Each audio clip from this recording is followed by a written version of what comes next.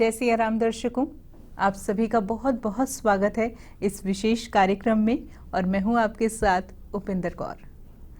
दर्शकों, यदि प्रभु श्री राम को वनवास ना होता तो ऐसे में दिए गए श्रापों का और वरदानों का क्या होता।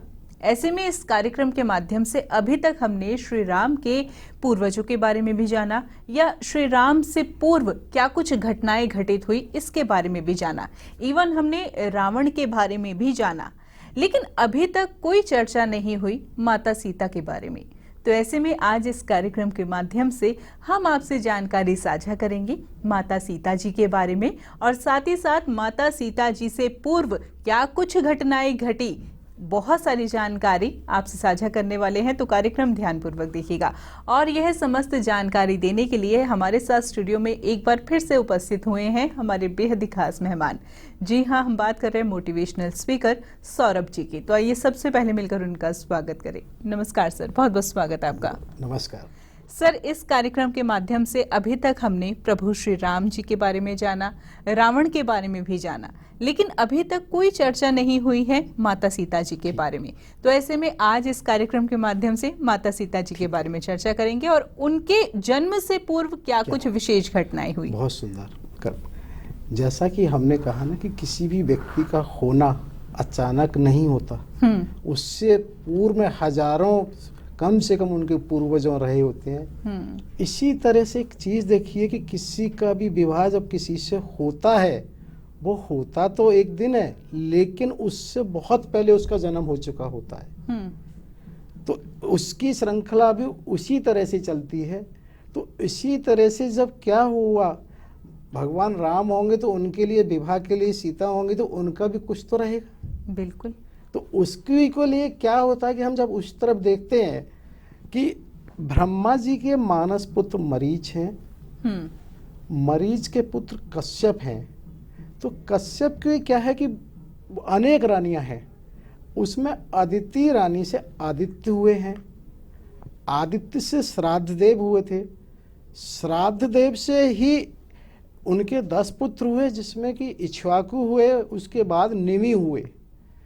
निमि जो थे वो भी क्योंकि सारा ब्रह्मा जी से चले आ रहे हैं और सारे ऋषियों मुनि संतानें सब बड़े तप में और उसमें रहते ही हैं। तो उनके मन में भी एक बात ये हुई कि कोई यज्ञ किया जाए। और उन्होंने क्या किया कि जो कुलगुरु वशिष्ठ जी थे उनसे संपर्क किया कि ऐसे मेरी इच्छा है कि एक यज्ञ किया जाए। क्योंकि कुलगुरु वशिष्ठ बहुत ही श्रेष्ठ वो थे। और जैसा कि हमने बताया था पहले कि अक्सर पहले देवलोक और ब्रह्मलोक सब आना जाना रहता था। तो क्या था, वशिष्ठ जी के पास अमरावती इंद्र के यहाँ से पहले से उन्होंने उनका निमंत्रण स्वीकार कर रखा था। तो उन्होंने उनसे कहा भाई अभी मुझे वहाँ जाना है, फिर बाद में देखेंगे। अब इसमें यह क्या होता है, 2 चीज़ बड़ी महत्वपूर्ण है कि उन्होंने ना मना किया ना हाँ किया। तो अब इसको ये भी नहीं माना जा सकता मना हो गया है। तो उस समय क्या होता है, लेकिन महाराज निमि एक बात सोच रहे हैं, क्योंकि ऐसा क्या है, कोई भी शुभ संकल्प से विलंब नहीं करना चाहिए। ऐसा आज भी माना जाता है कि कब है कि उससे जरूर क्रियान्वयन करना चाहिए। जी।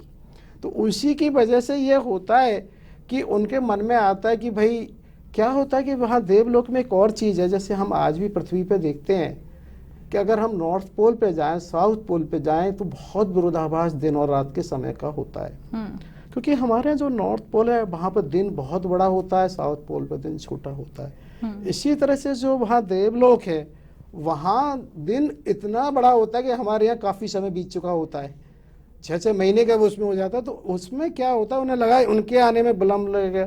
तो उन्होंने उसको ये सोचा भी किसी अन्य ऋषि, गौतम ऋषि के माध्यम से उसको क्रियान्वयन करना शुरू कर दिया। जब कुलगुरु वशिष्ठ वहाँ से आते हैं तो उन्हें बड़ा ये लगता है, अच्छा अहंकारी निमि, तुमने ऐसा अपने को बहुत ज्ञानी समझ रहे हो, तुमने ये सोचा कि तुमने ये शुरू भी कर दिया। उन्होंने ये नहीं सोचा भी क्यों शुरू किया बिना किसी उसके, और श्राप दे दिया कि तुम्हारा मृत्यु हो जाए। इधर क्या होता है, जब जो महाराज निमि हैं, क्योंकि वो भी बहुत संकल्पित है, वो है उन्होंने भी वशिष्ठ जी को श्राप दे दिया कि मेरे निरपराध निरोष को तुमने बिना जाने ऐसा किया है, लिहाजा तुम्हारा भी देह त्याग हो जाए। अब उस स्थिति में क्या होता है, क्योंकि वशिष्ठ हैं तो वो भी तपोबल से तो वो उन्होंने अपना देह त्याग कर देते हैं। इधर क्या होता है, क्योंकि अब निमि है तो उनको भी श्राप के कारण से देह छोड़ना पड़ेगा। लेकिन जो गौतम ऋषि थे, जो उनके उस समय के पुरोहित थे, वो भी तपोबल से बहुत पुण्य थे।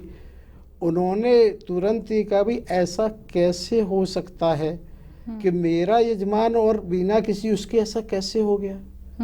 इसको हम ये समझते हैं कि जैसे कि कहीं अगर किसी मंत्री या संतरी को होता है तो जो उनके सो कॉल्ड वकील हैं या कहीं कुछ भी, तो उनकी इतनी क्षमता होती है वो तुरंत सबको वो एक नोटिस देना या वो करना करते हैं। तो उसी समय क्या किया उन्होंने भी कि वहाँ सारे देवताओं को बाध्य कर दिया कि वो उपस्थित हों और ये अल्टीमेट उसी समय ये देखें कि भाई क्या घटित हुआ है, क्यों घटित हुआ है, कैसे घटित हुआ है। अब देवता लोग सब वहाँ आए, उन्होंने विचार किया तो बोले बात सही है, अब होना क्या चाहिए। तो यहाँ पर उस समय बात आती है कि जो शरीर है, जैसा कि हमारे माना जाता है त्रिदेह शरीर होता है, स्थूल शरीर, सूक्ष्म शरीर, कारण शरीर। अब ये लगता है कल्पना लोग की सी बातें हैं, कहाँ समझ में आ सकती हैं, लेकिन इसको आज के युग में समझना बड़ा आसान है। इसको हम ये समझ सकते हैं कि मोबाइल और कंप्यूटर हम सब यूज़ करते हैं, उपयोग करते हैं, तो उसमें एक चीज़ बहुत समझ में आती है। एक बॉडी है उसकी जिसको हार्डवेयर कहते हैं, उसी में एक ऐप और सॉफ्टवेयर होते हैं जिसको हम यह मान सकते हैं कहीं ना कहीं कुछ इस तरह से सूक्ष्म शरीर, कारण शरीर है, आत्मा है कि हम कितने भी उसके एक्सरे करें, कुछ भी करें, नहीं आएगा।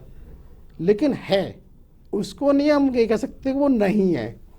तो उसी तरीके से क्या है कि वो स्थूल शरीर फिलहाल ब्राह्म हो गया है, लेकिन उसके अंदर जो उसका सॉफ्टवेयर हार्डवेयर है, स्थूल कारण शरीर है, वो वर्तमान में भी है। अब वहाँ पर जब सब देवता आते हैं तो उस समय बात होती है अब होना क्या चाहिए। तो इधर क्या होता है कि ये बराबर उस समय विषय चलता है कि भी क्या हो। तो उन्होंने सोचा, देवताओं ने, एक तरीका है भाई इंद्रलोक से हम अमृत लाएं और इनको जीवित करें। लेकिन उसी समय एक बात ये भी आती है कि भाई जीवित करने का मतलब दोबारा शरीर धारण करना। अब उनके जो पुरोहित हैं वो ये बात कहते हैं कि दोबारा शरीर का मतलब होता है जैसे कोई खाता होता है ना, जब कोई शेष बचेगा तो वो कैरी होगा, लेकिन जिसका सब शून्य हो चुका होता है, जैसे किसी भाषा में कहते हैं मुक्त हो गया, तो उसका पुनर्जन्म होगा ही क्यों। उन्होंने कहा भाई पुनर्जन्म क्यों होना चाहिए, जिसका कुछ पूर्ण और परम उसमें मुक्त होने की स्थिति में हो। फिर बात हुई होना क्या चाहिए, तो इसी पे वो रहा। तो इधर उन्होंने भी कहा महाराज निमि ने उसकी उस तरीके से कि भाई नहीं, ये स्थूल शरीर मुझे भी स्वीकार नहीं है। जब स्थूल शरीर स्वीकार नहीं है फिर कैसे उसको हो, तब उसमें विचार विमर्श होता है। उस विचार विमर्श होने के बाद तब ये होता है कि इनको इस तरह से रखा जाए। तो उनको सारे लोग आपस में ये तय करते हैं कि इनको आज मानव की जो पलक है, जिसको हम कहते हैं निमिष मात्र, तो उनको ये कहा जाता है, ये स्थान दिया जाता है, निमि में वास करेंगे। तो लेकिन अब वो जो पुरोहित हैं उनको क्या लगा, मैं तो ऐसा वो उसका पुरोहित हुआ कि उसका वंश ही खत्म हो गया, क्योंकि राजा निमि का भी कुछ नहीं हुआ है। जैसा कि हमने वहाँ भी किया था कि मानधाता जन्म से पूर्व जैसे हुआ युवनाश जी के साथ, ऐसे ही यहाँ पर क्या होता है कि फिर उसी निमि के शरीर का मंथन होता है और उसी से एक पुत्र की प्राप्ति होती है, जिसको क्योंकि वो बिना शरीर के है इसलिए विदेह कहा जाता है। और लेकिन वो विदेह तो है, लेकिन विदेह के साथ साथ वो संतानोत्पत्ति करने में सक्षम है, इसलिए जनक कहा जाता है कि वो जनक हैं। अब उसी जनक और विधेय के होने की वजह से क्या होता है, उसी में वहाँ श्रृंखला चलती है और वहाँ पर ये उपाधि बराबर जारी रहती है। जो उस कुल में होते हैं वो जनक और विधेय ही माने जाते हैं। उसी कुल में बहुत सारी पीढ़ी नीचे जब जाते हैं, उसमें उनके पिता हसरोमा होते हैं लास्ट में, जिनसे 2 पुत्र होते हैं, कुशध्वज और शीरध्वज।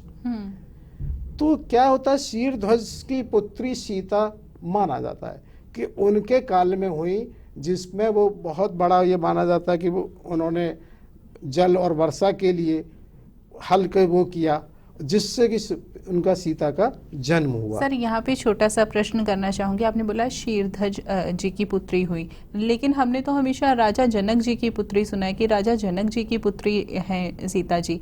तो ये जानना चाहूंगी, क्या शीरध्वज और राजा जनक एक ही हैं? हाँ, इस जनक ऐसे हुए जैसे हमने कहा ना कि वो जो वहां से बराबर उनसे हाँ। जो भी पैदा हुए हैं सबको जनक की उपाधि होती, अच्छा, जिसकी वजह से वो जनक माने जाते हैं। पर मेन नाम उनका शीरध्वज है। शीरध्वज है। जैसे जी। बताया ना, क्योंकि वो दो चीजें हैं, वो बिना शरीर के पैदा हुए, जी। इसलिए विधेय हैं। विदेह हैं। तो विधेय कहा गया, प्लस उन्हीं को जनक किया गया। तो उसके बाद उनके वंश में जो है सबको जनक की उपाधि है। उन्हीं के वंश में लास्ट में क्या होता है कि महारोमा होते हैं, महारोमा से स्वर्णरोमा है, स्वर्णरोमा से हर्षरोमा है, हर्षरोमा से इनके दो पुत्र हुए हैं, शीरध्वज और कुशध्वज। शीरध्वज क्योंकि उस समय वह राजा थे, तो उस समय ये माना जाता है कि बहुत अकाल पड़ा हुआ था, जैसा कि वो उस समय ऋषि और वो सब सुझाव देते हैं, तो उन्होंने हल चलाने की कोशिश की। ये सभी माना जाता है कि उस हल के चलाने से कलश प्राप्त हुआ और उस कलश से हुआ। लेकिन अभी हमें ये जानना बाकी रहता है कि आखिर वो कलश का भी तो कुछ रहा होगा। हालांकि इसी वजह से सीता जी के अन्य नाम है, क्योंकि उनको शीत, हल का जो अगला हिस्सा होता है उसी को सीता कहते हैं, इसलिए उनका नाम सीता पड़ा। लेकिन ये चीज़ फिर भी रहती है, भाई कलश था तो कोई तो संदूक कहें, कलश कहें, कुछ तो कारण होगा ना। तो उसमें ये चीज़ जानना जरूरी है कि भाई कलश हुआ कैसे और आया कैसे। जी। तो उसके बारे में थोड़ा सा अंतर ये पड़ता है कि अलग अलग चीज़ें हैं, लेकिन फिर भी एक चीज़ शुरू करते हैं। जैसा कि रावण के बारे में बताया, रावण क्योंकि निश्चित रूप से आताताई था, ऋषि मुनियों को प्रश्न उसका ये था कि मेरा ही कार्य उसमें अधिक से अधिक रहे। उनकी पत्नी जो मंदोदरी थी, उनके पिता ने मैदानव ने क्या था, दहेज में पहले भी चलता था कि जो पूरा दंड कारणवन था उनको दहेज में दिया था। अब उसके मन में आया कि जो ये ऋषि मुनि हैं, रहते यहाँ है मेरे क्षेत्र में और गाते देवताओं की हैं, सोचते देवताओं की हैं, तो इन्हें फिर इनसे या तो कर दें। तो उसने ये विचार किया भाई इनको कैसे किया जाए। तो उसने अपने चर को वहाँ भेजा कि उनसे ऋषियों से कहिए कि राजा ने कहा या तो इस क्षेत्र को छोड़ के चले जाएं या फिर कर दें। अब ऋषि मुनियों ने कहा भाई हम जिस क्षेत्र में रहते हैं हम पे है क्या, जो भी हम पे कमंडल है, जो भी है वो सब इस क्षेत्र से हमने अर्जित है, हम तो कहीं से कुछ ऐसा है नहीं। फिर भी अगर रावण ने कहा है तो हम कुछ ना कुछ उसे ऐसा देते हैं जिससे कि हाँ उसे लगे। तो उन्होंने क्या किया, एक कलश लिया, उस कलश में जितने ऋषि मुनि वहाँ थे, कहते हैं सहस्त्रों थे, उसमें थोड़ा थोड़ा सबका रक्त डलवाया और उनसे कह दिया चर से कि रावण से कह देना ये उसकी लंका का महाविनाश का कारण होगा और उसे ये हमने कर के रूप में दिया है। ऐसा सुनकर जो उनके चर थे वो डर गए कि भैया ऋषियों से बड़ा वो है, उसके आगे वो नहीं जाते हैं। लेकिन अब वो जब लेके वहाँ पहुँचते हैं लंका में, उन्होंने उन्हें बताया कि इस तरह से उन्होंने कहा है। तो रावण ने जब वहाँ ये देखा तो उसे भी लगा कि अब अगर ऋषि मुनियों ने कहा है तो ऐसा ही नहीं है, क्योंकि उन्हें मालूम है ऋषि मुनियों की कोई भी बात ऐसी नहीं हो सकती है। अब होना क्या चाहिए कलश का, तो उस समय क्योंकि ये मालूम है ये है और इसका है, तो वही एक प्रश्न फिर आता है भाई कला क्या जाए। यहाँ पर दोनों विचार चलते हैं कि एक तो उसी समय उसको वहाँ कह दिया भाई इसे कहीं बहुत दूर ले जाओ और उसे वो कर लो। एक ये भी आता है कि नहीं, वहाँ उन्होंने क्या किया कि इसको रखवा दिया महल में कहीं दूर। और मंदोदरी ने जब पूछा महाराज इसमें क्या है, कि महाविशेष है, इसे रखा रहने दो। ठीक है, जब ये हुआ तो जैसा कि रावण का स्वभाव है, सब ये बड़ी प्राय बातें हुआ करती थी, उनका शोषण रहना महिलाओं का, कन्या का, बालाओं का, तो निश्चित रूप से कहीं ना कहीं कोई भी महिला हो वो उसका मान सम्मान प्रभावित होता है इन चीज़ों से। क्योंकि आगे भी जब हम देखेंगे वहाँ पर जब चलता है सीतारण में, जब अशोक वाटिका में जब वो जाता है रावण, तो वहाँ भी वो उनसे कहता है कि मंदोदरी आदि सब रानी, तुम्हारी जितनी भी मेरी पटरानी है सब तुम्हारी दासी का रूप हो जाएंगे। तो ये किसी को ये सहज स्वीकार नहीं होता कि इतने पुराने उससे वो चला आ रहा हो उसका, और वो ऐसे कहीं किसी का अपमान हो तो उसे स्वीकार करना आसान नहीं होता है। तो क्या होता है कि कहीं ना कहीं मंदोदरी है तो उनको ऐसा लगा कि इससे तो अच्छा मरणोदक, मतलब मरने के लिए तैयार, वो ये सोचती है मुझे तो मर जाना ही उत्तम है। तो उनके मन में आता है, काम करते हैं कि वो रखा है कलश, उसमें उन्होंने कहा था महाविष है, उसे वो पी लेती हैं। क्योंकि वो महाविष उन्होंने पी लिया, और जैसे पिया तो उन्हें कुछ लगा कि कहीं कुछ गर्भाधान हुआ है, कुछ इस तरह से है। उन्होंने कहा ये तो बड़ा गड़बड़ हो जाएगा, ये तो सबको पता है, रावण से तो कुछ है नहीं।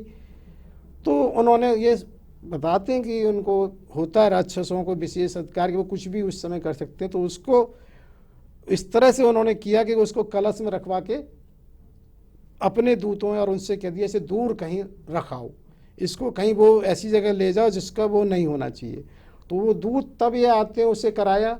ऐसा मान लें, चाहे हम ऐसा मान लें कि रावण ने भेजा, लेकिन ये ज़रूर था, इसमें एक चीज़ और भी आगे बताएंगे, एक और उससे जुड़ी हुई है कि अलग तरीके से भी है, लेकिन ये ज़रूर था कि वो कहीं ना कहीं उस कलश में ऋषियों का रक्त था या उस उत्पन्न कोई लोथड़ा था कि जिसको वहाँ उन्होंने दूर गाड़ा, और जिसकी वजह से ये भी माना जाता है कि कोई भी चीज़ इस तरह की होगी तो उसका प्रभाव आएगा ही आएगा, जिसकी वजह से वहाँ अकाल पड़ा।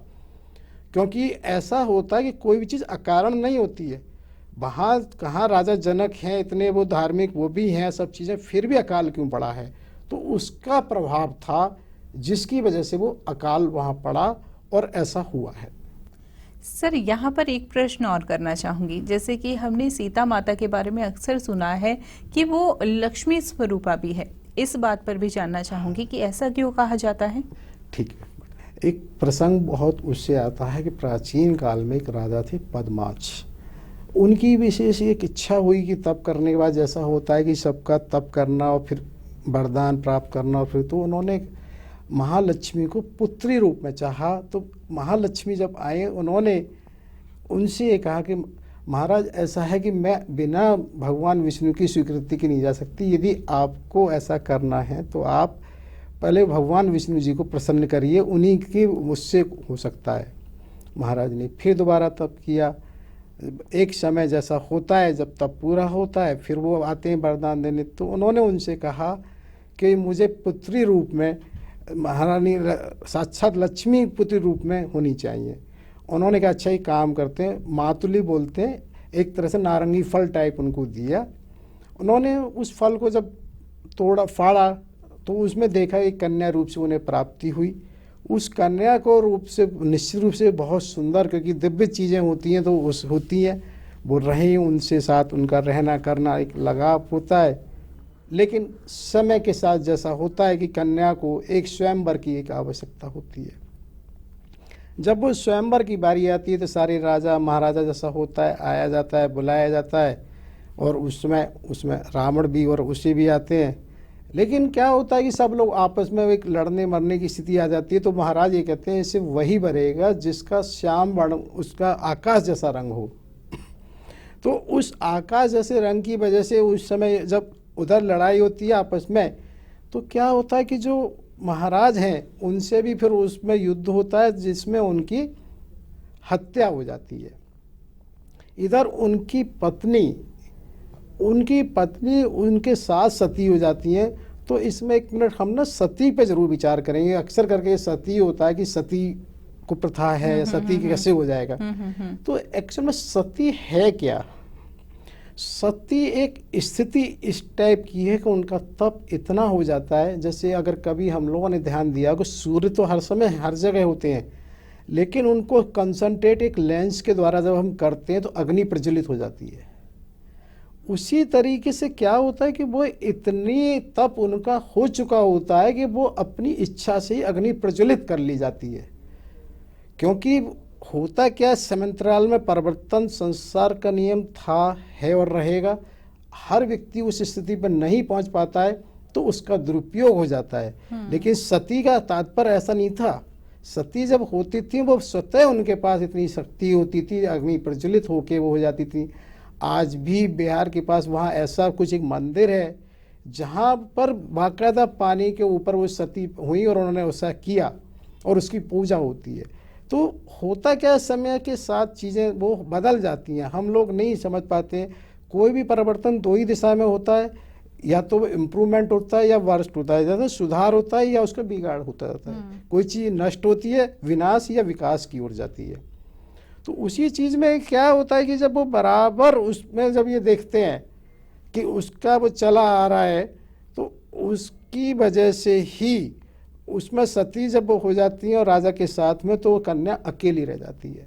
जब कन्या अकेली रह जाती है तो फिर उसका मन क्योंकि थोड़ा सा और उसमें चला जाता है कि ये तो मेरे माता पिता की इच्छा थी, अब तो मुझे बरना है, तो केवल और केवल उसी को बरना है जिसका आकाश श्याम वर्ण रंग होगा।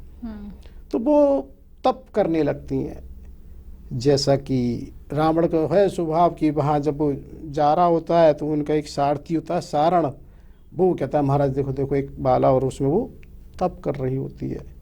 वो नीचे आता है कि भाई आखिर तुम किस लिए तप कर रहे हो, तो उसने बताया कि मैं ऐसे ऐसे विष्णु भगवान को प्राप्त करने के लिए वो कर रही हूँ। बोले अरे तुम इतनी सुंदर और ऐसी बाला, वो ऐसा कैसे हो सकता है कि तुम्हें किसी ने, और वो तो उसने कहा नहीं ऐसा नहीं है, सब कुछ हुआ है और उसी की वजह से ऐसा हुआ है, सबने ये हुआ और मेरे उसी में पिताजी का देहांत हो गया और माताजी साथ में सती हो गई। तो जब वो कहता फिर तुम्हें करने की क्या ज़रूरत है, मैं हूँ और सब कुछ, तो वो उसी समय वो उनको बाल को पकड़ने की कोशिश करता है, क्योंकि वो बड़ी शक्ति स्वरूपा है। तो उन्होंने क्या किया, हाथ से ही इस तरह से झटका मारा बालों में, बाल अलग हो जाते हैं। जब बाल अलग हो जाते हैं तभी वो उनसे कहती है, वो श्राप देती हैं कि तुम्हारे उस मृत्यु का कारण मैं बनूंगी और तुमने मेरे शरीर को अशुद्ध कर दिया है, अब ईश्वर के योग्य नहीं रहा है। तो वो उसको अग्नि में कूद जाती हैं और अग्नि में जब वो चली जाती हैं तो ये माना जाता है वो अग्नि कुंड में एक तरह से स्थान ले लेती हैं। ठीक है, सब तितर बितर नष्ट हो जाता है, सब चले जाते हैं, लेकिन क्या हुआ, एक बार फिर वो देखते हैं कि भाई अग्नि कुंड से निकल के कोई कन्या वहाँ पर है। फिर वो समझ गया कि ये अग्नि में है, तो उन्होंने दोबारा जब आता है तो उसने क्या किया कि अग्नि कुंड की ही जितनी राख वगैरह है उसने सबको भर के वो वहाँ ले जाता है। जब वो वहाँ भर के अपने लंका में ले जाता है तो फिर वही प्रश्न होता है मंदोदरी से, भाई क्या है, क्यों है, कैसे है। तब वो जिक्र आता है कि भाई इस तरह से इसमें वो कन्या थी वो, और उसने ये श्राप दिया है। तो उसने कहा कि महाराज फिर तुम वही कर रहे हो कि तुम इसको यहाँ लेके क्यों आए हो, जब तुम्हें ये पता है वो मृत्यु कारण, तो उसे असमय क्यों ऐसा करती हो। तो एक उसका ये भी माना जाता है जिसकी वजह से उसने उस राख को दोबारा से वो संदूक कहें कलश कहें वहाँ रख पाया जाता है, उसकी वहाँ वो हो जाती है। इसीलिए सीता के नाम एक अग्निगर्भा भी माना जाता है, क्योंकि वो अग्नि से भी उत्पन्न मानी जाती हैं। और वही चाहे कलश कहें संदूक कहें, और इसीलिए उनका नाम एक वो भी माना जाता है क्योंकि वो उससे हुई थी नारंगी से, तो है उसको भी माना जाता है। तो अन्य नाम होने की वजह से, और ये पद्माक्ष राजा जी से पद्माक्षी वो भी माना जाता है, ये उसके पीछे ऐसा है। यानी कि एक बारी साधु संतों ने जो रक्त दिया वो भी वो कलश में सम्मिलित था, और ये जो अग्नि जो हमने अभी कथा सुनी वो भी उसमें कलश में सम्मिलित थी। मैं नहीं है कि कलश तो था ही था, अब कलश में हो सकता है एक कारण एक समय ये रहा हो कि हम बहुत पहले भी कह चुके हैं कि ये अनेक माध्यमों से हुआ है, तो अनेक बार में अनेक लीला हो सकती है। बिल्कुल, हमेशा ऐसा नहीं सब कुछ समान हो, अलग अलग भी हो सकता है कारण, लेकिन मूल कारण ये है कि वो वहाँ से लंका से पहुंचा और लंका से इस तरह से वहाँ आया है, जिसकी वजह से वहाँ पर ये निकला है। अब वो कारण उसको माने और बताए ना, उनके नाम भी इसलिए अलग पड़े हैं क्योंकि वो सीता भी हैं, अग्निगर्भा भी हैं, इसीलिए उनके अन्य अन्य नाम भी पड़े हैं। हाँ, साथ ही ये भी बहुत ज़रूरी है, जैसा बताया कि वहाँ से लंका से जो कलश आया, जो सैनिक वहाँ थे उसको वहाँ वो गाड़ गए। उस पृथ्वी पे जो उस ज़मीन पर महाराजा का एक ब्राह्मण को जिसको उन्होंने जोतने के लिए दान स्वरूप दी थी, उसका भी जिक्र आता है कहीं कि उसने जब उसको हल से जोता तो वो निकली, तो उसमें वो महाराज से जाके कहता है कि महाराज जो जमीन के ऊपर है वो मेरा है, जो जमीन के अंदर है वो आपका है। जब वो वहाँ सभा भी बुलाई जाती है, सभा में इस तरह से बात होती है कि भाई ये ब्राह्मण है, क्योंकि सबसे उस समय ना सबका नैतिक बल इतना होता था कि ये नहीं है कि मेरा है कि मेरा। आज ये हो सकता है कि आदमी अधिकार देता है, पहले कर्तव्य बोध बहुत था कि मेरा क्या है और तुम्हारा क्या है, जिसकी वजह से वो प्रश्न वहाँ विधानसभा में भी इस बात का आया कि भाई कि जो जमीन के ऊपर है वो उसका उस कैसे माना जाए, क्या विधानसभा निर्धारित करती है। तो जब सभा में ये बात हुई तो सभा ने कहा अच्छा उसमें एक काम करते हैं, उसमें देखो है क्या। जब उसे देखा गया तो उसमें अरे कोई कन्या रूपी है, तो कन्या तो प्रति बात भी कन्या का तो पालन वालन अच्छे से होगा, महाराज को ही मिलनी चाहिए, और महाराज ने ले लिया तो ब्राह्मण को हाथ जोड़ के चला जाता है। जब वो कन्या महाराज के पास हो जाती है तो इसका यहाँ से भी प्रसंग आता है, जिसकी वजह से वो जनक की पुत्री मानी जाती है, इसलिए उनको जानकी कहा जाता है। धरणी से प्राप्त हुई इसलिए उनका धरणी भी नाम आता है। मातुली जो फल जो शुरू में दिया उसका भी है तो इसलिए मातुलिंग भी नाम किया जाता है। और पद्माक्ष राजा से जुड़ी इसलिए पद्मा नाम भी आता है उनका। तो इस तरह से भी ये प्रसंग बराबर आता है उनका कि वो कहीं इस सारी चीज़ों से जुड़ी हैं, और जनक की पुत्री हैं इसलिए जानकी भी हैं, क्योंकि मिथिल से वो चली जा रही है तो इसलिए मिथिला वो उससे बोला जाता है। उनके सारे नाम होने की वजह से, लेकिन है सब एक ही, और इस प्रसंग से भी ये जुड़ा हुआ है। सर बहुत ही विशेष जानकारी आज भी आपने इस कार्यक्रम के माध्यम से आपने हमसे साझा की। हमने बहुत अच्छे से समझा माता सीता जी के बारे में, और माता सीता जी का जन्म कैसे हुआ, उनके जन्म से पूर्व क्या कुछ घटनाएं घटित हुई, बहुत अच्छे से आपने समझाया। फिलहाल अब वक्त इशारा नहीं कर रहा हमें कार्यक्रम में और वार्तालाप करने का, तो कार्यक्रम को यहीं पर विराम देना होगा। आपने अपना कीमती समय दिया, उसके लिए बहुत बहुत धन्यवाद। जय सिया राम। जय सिया राम। जय सिया राम। दर्शकों, आप हमारे संत वाणी चैनल को सब्सक्राइब करें, वीडियो को लाइक करें, शेयर करें, और हाँ, बेल आइकन पर क्लिक करना बिल्कुल ना भूलें, ताकि हमारी किसी भी वीडियो की सूचना सबसे पहले आपको मिले।